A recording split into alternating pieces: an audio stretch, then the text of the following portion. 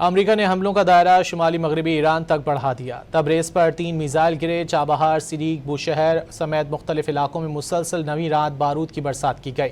امریکی حملے کے بعد خورموج میں بجلی کی فراہمی معطل ہو گئی۔ سینٹ کام کے مطابق ایرانی فوجی کمانڈ سینٹرز، فضائی دفاعی اور ساحلی نگرانی کے مراکز کو ٹارگٹ کیا گیا۔ ایران نے جوابی حملوں میں ایک بار پھر اردن اور کویت میں امریکی اڈوں کو نشانے پر رکھ لیا۔ پاسداران انقلاب نے اردن کے عقبہ ایئرپورٹ پر کئی امریکی فوجیوں کو ہلاک کرنے کا دعویٰ کر دیا۔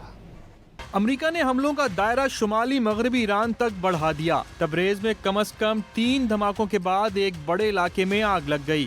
سیریک، بوشہر سمیت مختلف علاقوں میں مسلسل نویں رات بارود کی برسات کی گئی۔ بندر ماشہر اور بندر امام خمینی بھی دھماکوں سے گونج اٹھے۔ تسنیم نیوز کے مطابق بوشہر صوبے کے علاقے خورموج پر امریکی حملے کے بعد خورموج میں بجلی کی فراہمی معطل ہو گئی۔ سینٹ کام کے مطابق امریکی فوج نے ایران پر مسلسل نویں رات فضائی حملے مکمل کر لیے۔ حملوں میں ایرانی فوجی کمانڈ سینٹرز، فضائی دفاعی اور ساحلی نگرانی کے مراکز کو نشانہ بنایا۔ دوسری جانب پاسداران انقلاب نے کرمان شاہ صوبے کے علاقے اسلام آباد غرب میں امریکی MQ-9 ڈرون مار گرانے کا دعویٰ کیا۔ امریکی بمباری کے جواب میں ایران کے بھی تابڑ توڑ حملے جاری ہیں۔ پاسداران انقلاب نے ایک بار پھر اردن اور کویت میں امریکی اڈوں کو نشانہ پر رکھ لیا۔